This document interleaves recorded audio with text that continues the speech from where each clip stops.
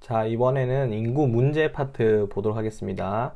자, 인구 문제 파트에서 중요한 건 뭐냐면, 그, 인구가 어떤 문제를 가지는지는 나라마다 다르다는 거예요. 그래서 선진국에 문제가 있는지, 개발도상국에 문제가 있는지, 요거를 구분하는 문제라고 생각하시면 됩니다. 선진국에서는 인구가 너무 없어서 또 나이가 너무 많아서 문제고, 개발도상국은 갑자기 인구가 많아지고 있어서 이런 문제가 발생하고 있다고 생각하시면 돼요. 일단 그런 맥락으로 접근해 보시면 되겠습니다. 자, 첫 번째, 지역에 따른 인구 문제 차이는 이라는 단원이에요. 그 세계 인구의 빠른 성장이라고 되어 있죠. 세계 인구의 성장 과정이 이제 출제가 되는데, 세계 인구의 이제 성장 과정은 첫 번째, 산업혁명으로 이제 기준을 합니다. 산업혁명 전에는 많이 낳았지만 많이 죽었어요. 그래서 결론적으로 사망률이 높아서 인구 속도가, 증가 속도가 좀 천천히 증가했다고 생각하시면 되는데, 2번, 요게 별표죠. 산업혁명, 18세기, 19세기를 거치면서 산업혁명이 발생해서 특히 의학기술이 발달함에 따라서 사망률이 감소했다. 그래서 평균 수명이 증가하고, 영아 사망률, 그러니까 방금 태어난 그 아이들의, 출생한 아이들의 그 사망한 숫자, 사망한 비율이 줄어들어서 인구가 급증하기 시작했다라고 생각하시면 되겠습니다. 자, 이제 산업혁명이라는 게 기본 세팅이고, 자, 경제 발전 정도에 따라서 인구 성장 속도의 차이도 있는데, 자, 선진국은 아무래도 잘 사니까 출산율하고 사망률이 모두 낮아서 인구 증가 속도가 점점 완만해지고 있거나 정체되고 있다. 자, 이게 바로 저출산이죠. 저출산. 그 다음에 사망률이 낮으니까 인구의 나이가 많아지고 있겠죠. 요게 고령화가 되겠죠. 자, 선진국의 주요 특징, 저출산, 고령화. 자, 개발도상국은 현재 이제 산업혁명을 이제 시작하고 있어요. 선진국은 예전에 산업혁명 했지만, 개발도상국은 지금 잘 살아지고 있다는 뜻이죠. 이 개발도상국은 2차 세계대전 이후에 잘 살기 시작했죠. 네. 그래서 지금 도시화가 많이 일어나고 있어요. 지금 이촌향도 현상이 많이 일어나고 있죠. 그래서 인구가 굉장히 급증하고 있다. 그래서 현재 인구 성장을 이끄는 거는 어디다? 개발도상국이다. 이렇게 정리할 수 있겠습니다. 자, 왼쪽에 자료를 한번 볼까요? 국가별 합계 출산율이라고 되어 있습니다. 이제 합계 출산율은 말 그대로 그냥 태어나는 영아의 수의 비율이라고 생각하시면 돼요. 그래서 전 세계적 평균으로 2.5명이 이제 태어나고 있는데, 우리 대한민국을 보시니 1.2명으로 돼 있죠. 2015년에. 근데 지금 기준으로는 1.2보다 훨씬 더 적어요. 1.08까지 떨어지고 있습니다. 그래서 이게 1.08이면 인구가 증가하지를 못해요. 그래서 2명 정도는 태어나야 인구가 증가를 하는데, 아무래도 인구가 증가되고 있는 나라들 있죠. 여기 니제르부터 소말리아, 케냐, 이런 나라들이 무슨 도상국에 속한다, 개발도상국에 속한다, 이렇게 보이시면 되겠죠. 결국은 개발도상국이 이제 출산을 이끌고 있다, 이렇게 생각할 수 있는 자료였습니다. 자, 뒤쪽에 자료 1번으로 한번 가볼까요? 자료 1번.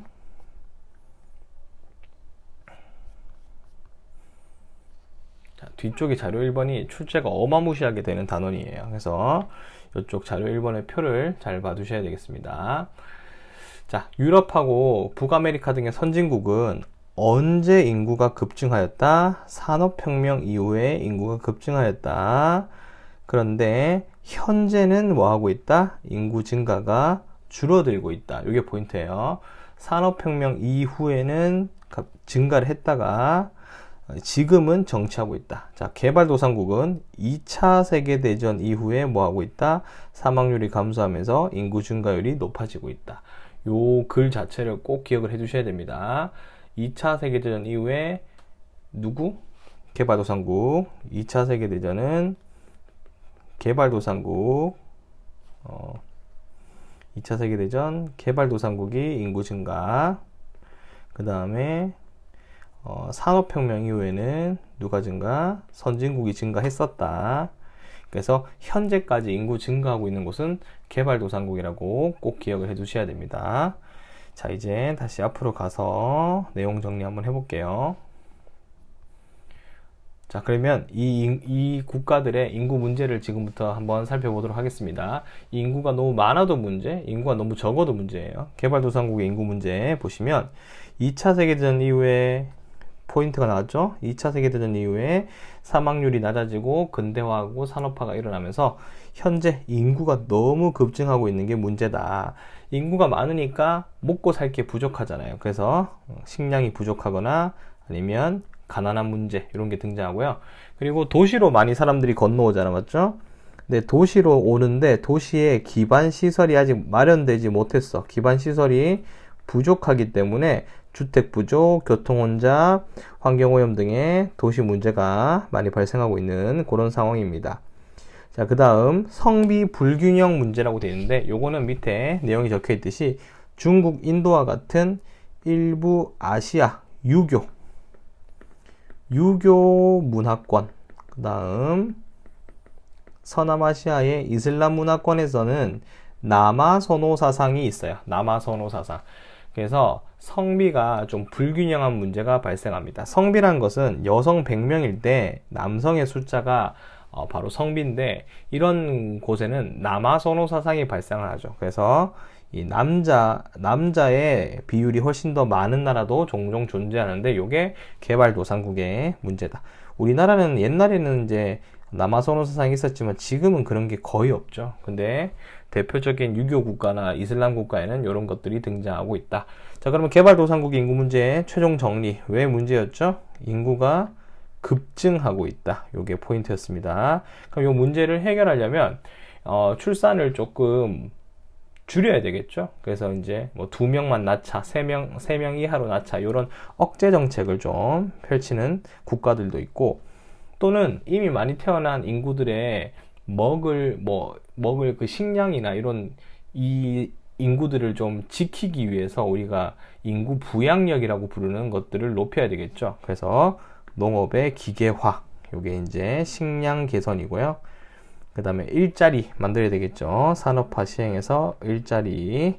그 다음에 촌락의 생활 환경을 개선해야 다시 모두 다 도시로 모이는 현상을 완화할 수 있겠죠. 도시로 모이는 현상 완화 이렇게 할 수 있을 겁니다. 요게 이제 개발도상국의 인구 문제의 특징이었다고 생각하시면 될 것 같아요. 자, 그 다음 선진국의 인구 문제를 한번 가보겠습니다. 선진국의 인구 문제는 딱 2개예요. 저출산과 고령화. 이것 딱 2개 문제입니다. 저출산은 여성의 사회생활 증가로 인해서 출산율이 떨어지고 있죠. 애를 안 낳고 그리고 1인 가정으로 사는 그런 나라들이 많아지고 있다는 뜻이고요. 그 다음에 의료기술이 발달하면서 수명이 증가했죠. 그래서 노인 인구가 증가하고 있는 현상입니다. 젊은 층은 없고 노인 인구가 많아지고 있으니 생산 활동에 약간 생산성이 감소되고 있겠죠. 자, 영향을 보시면 노동력이 부족하다. 왜? 젊은 애들 없고 노인들이 많으니까 생산성 감소되고 있고, 청장년층의 노인 인구 부양 부담 증가돼 있죠. 자, 노인 인구 부양 부담 증가, 이게 뭐냐면 이분들이 은퇴를 하고 복지로 살아야 되니까 세금 부담이 커지고 있다는 거죠. 노인은 많아지고 있는데 젊은 세금 낼 애들은 적어지고 있으니까 한 명당 내야 될 세금이 뭐 되고 있다? 부담이 커지고 있다. 그래서 이제 여러분도 나중에 어른이 되고 일을 하시면 세금 내겠지만 그 세금으로 선생님이 먹고 살아야 되거든요. 그래서 꼭 열심히 일을 해주세요. 이런 일이 발생한다는 거지. 다음에 이 노동력이 부족하니까 어떻게 해결해야 돼요? 외국인 근로자를 많이 유입시키겠죠. 그래서 우리나라에 중국인이든 베트남 사람이든 많이 들어오고 있죠. 이런 사람들과의 문화 문제가 또 발생하고 있다는 뜻입니다. 자, 해결 방안은 뭐 출산율이 많아지면 좋겠죠. 그래서 뭐 세금을 좀 깎아준다거나 아니면 아이를 2명 이상 나오면 다자녀 혜택을 준다거나 이런 뭐 정책도 있고요.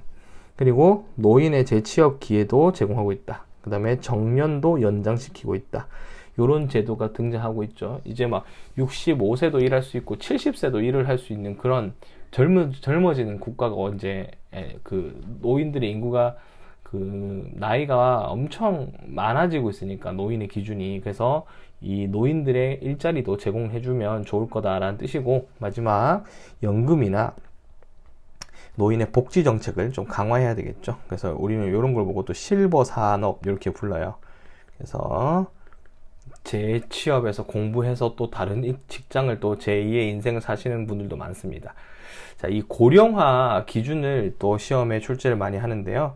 자, 이 고령화는 크게 세 가지 단계로 구분을 할 수 있어요. 일단은 우리 인구에서 65세 이상의 인구가 뭐에 속한다? 고령화에 속합니다. 농무 인구. 자, 이 인구가 전체가 100%인데 인구의 7%를 넘으면 무슨 사회? 고령화 사회. 14%를 넘으면 고령 사회. 그다음 20%를 넘으면 초고령 사회라고 부릅니다. 현재 우리나라가 14% 넘었기 때문에 현재 우리나라는 고령 사회고, 이웃하는 일본이 초고령 사회예요. 자, 암기하실 때는 9구단처럼 7, 14, 21, 부근 20 이렇게 외우시면 되겠습니다. 자, 그 다음은 뒤에 가서 자료 2, 3번을 좀 보도록 할게요. 자, 자료 2, 3번을 좀 보도록 하겠습니다. 자, 선진국에 또 개발도상국의 도시 인구 문제가 있어요. 자, 여기에 인구 피라미드라는 거거든요. 인구 피라미드. 자, 이 인구 피라미드의 왼쪽은 독일이고 오른쪽은 아프리카의 앙골라인데, 독일은 선진국, 여기는 개발도상국이죠. 자, 여기 중간에 65세 이상의 노년층, 그 다음에 청장년층, 그 다음에 여기 밑에 0에서 14세까지 유소년층 이렇게 있습니다. 일단은 선진국은 딱 보이게 노년층의 인구가 많다는 걸 좀 알 수 있죠. 비율이.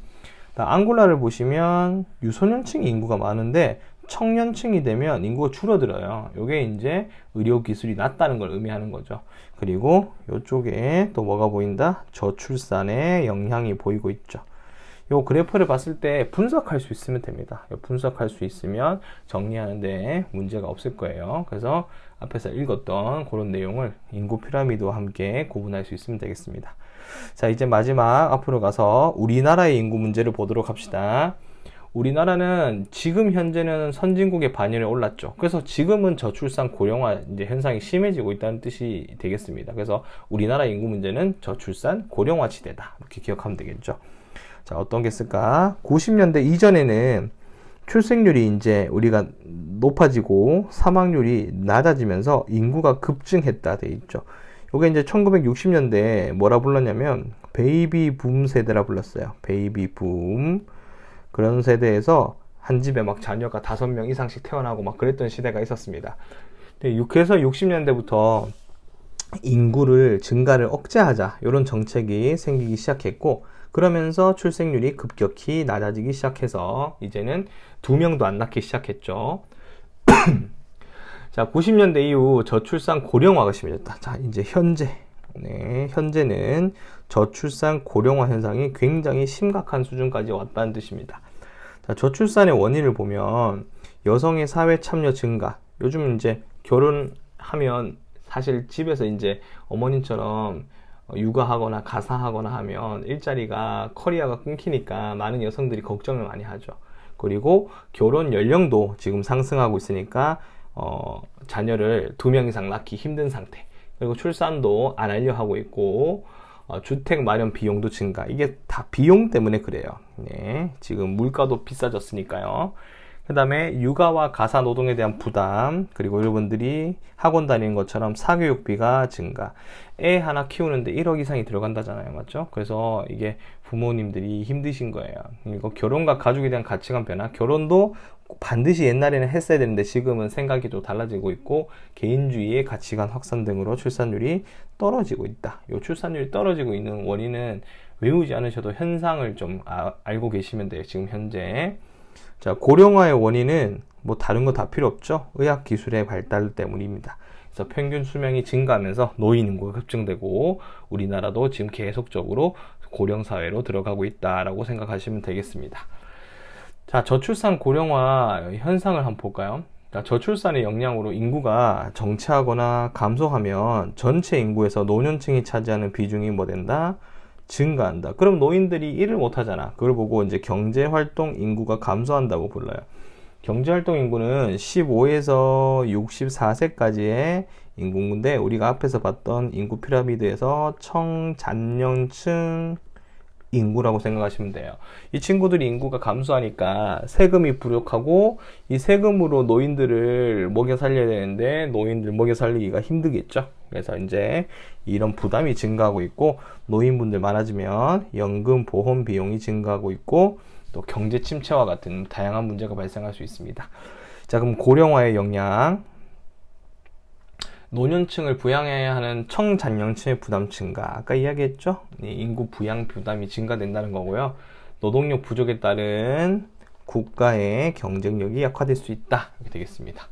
자, 그럼 최종 저출산 고령화 현상의 대책을 마련해야 되는데 대책은 일단 아이들을 안 낳으려고 하는 이유가 어머님, 아버님이 맞벌이로 일을 하러 가면 우리 애들을 봐줄 시간이 없죠. 그래서 보육시설을 확충하고 뭐 돌봄 학교 이런 거 있잖아요. 맞죠? 돌봄 교실 이런 것들 더 확충하자는 거고 공공교육 서비스 제공 요게 돌봄 교실이고 그 다음에 출산과 양육에 대한 지원금 또 세금 혜택 이런 것들을 마련하자는 뜻이고요. 고령화의 대책은 이미 노인분들이 많으니까 그분들의 안정적인 삶을 위해서 연금 제도를 확장하고 사회보장 제도를 정비하자라는 내용이 더 추가될 수 있겠습니다. 특히 문제가 되는 건 복지시설이에요. 요즘은 이제 이 복지를 어떻게 해야 하는가에 대한 이야기가 많은 상태죠. 그래서 복지시설에 대한 이야기도 하나로 추가할 수 있겠습니다. 노인 관련 산업, 실버 산업 발전시키고 노인 일자리 개발하고 또 훈련, 직업 훈련 기회 제공 이런 대책이 있는데 현실은 좀 힘든데 이런 내용이 조금은 좀 돼야 되겠죠. 맞죠? 네, 그 다음. 자, 지금도 오른쪽에 보시면 가구 원수 규모의 변화라고 되어 있어요. 이제 1990년부터 2015년까지 이렇게 인구가 우리가 시간이 지나오면서 이 가족의 형태가 많이 바뀌고 있다는 뜻이거든요. 특히 우리가 자세히 봐야 되는 건 1인 가구예요. 1인 가구가 엄청 증가하고 있죠. 그래서 이 1인 가구들을 타겟으로 하기 위해서 마트에서 뭐 밀키트를 팔고 뭐 햇빵 같은 거 팔고 이렇게 되는 겁니다. 그래서 지금은 이런 1인 가정도 많아지고 있는 게 바로 현실이다라고 보시면 되고요. 그 다음은 밑에 이제 다음 장 넘어가서 마지막 요거 자료 보겠습니다. 자, 2015년 숫자로 보는 우리나라의 저출산 고령화 정책이네요. 자, 세계 최저 수준의 합계 출산율. 지금도 유명하죠. 이건 2015년 기준이라서 지금도 엄청납니다. 자, 그 다음 출산 연령이 점점 뭐되고 있다? 나이가 올라가고 있다는 뜻이고, 자, 증가하는 노년층의 인구 13.1%인데 아까 14% 넣으면 뭐라고 했죠? 14% 넣으면 고령사회라고 했죠. 네, 지금은 14%가 훌쩍 넘었어요. 자, 8년 고령사회 진입에서 초고령사회로 들어가는데 필요한 연수 8년밖에 남지 않았습니다. 네, 지금 엄청나게 우리나라 급격하게 고령화가 또 되고 있다는 증거가 되겠고요. 그리고 밑에 보시면 여기 보시면 중위 연령도 높아지고 있다. 이런 거 좀 잘 기억해 주시면 돼요. 중위 연령이란 건 뭐냐면 우리나라 사람들을 가장 나이가 어린 순에서 가장 나이가 많은 사람으로 나열했을 때 정중앙인 거예요. 그래서 총 인구 연령순을 나열했을 때 정중앙에 있는 사람의 연령이 중위 연령입니다. 그래서 여기 예를 들어서 가장 어린 사람이 1번, 여기 10번 이렇게 있으면 1번이 만약에 10살이고 뭐 중간에 2번 11살, 12살 이렇게 있는데 그 중간에 나이가 중위 연령이라는 건데 아무래도 고령화가 되면 전체적으로 나이가 많아지는 사람들이 많아지니까 비율이 그러면 아무래도 중위 연령이 나이가 많아지겠죠. 자, 그래서 이런 문제점이 있는 상태입니다. 그래서 이런 것들을 잘 확인해서 인구 문제를 배워봤는데 그리고 교재 127쪽에 하나 더 추가로 봐야 될 내용이 있습니다. 우리나라와 프랑스의 인구 정책 소개한 글인데 프랑스의 인구 정책은 뭐 읽어보시면 좋을 것 같고요. 우리나라는 인구가 많았다가 인구가 줄어들었잖아. 그래서 시기별로 우리나라의 정책이 달랐다는 걸 배웠었습니다. 70년대부터 우리는 인구가 많아서 좀 아이를 좀 덜 낳게 하는 산하 제한 정책을 추진했어요. 대표적으로 그때 그 당시에 대표적인 구호가 딸 아들 구별 말고 둘만 낳아 잘 기르자. 집마다 뭐 3명 4명 이상 막 태어나게 했으니까 딸 아들 구별 말고 둘만 낳자라고 이야기를 한 거죠. 여기서 이제 우리가 무슨 선호 사상을 알고 있죠? 남아 선호 사상이 있었다는 걸 우리가 알 수 있죠. 맞죠? 자, 80년대가 되면 이제 둘도 많다. 이제 하나만 낳자. 그래서 둘도 많다. 하나만 낳자. 이런 이제 정책이 펼쳐지면서 인구가 줄기 시작했고요.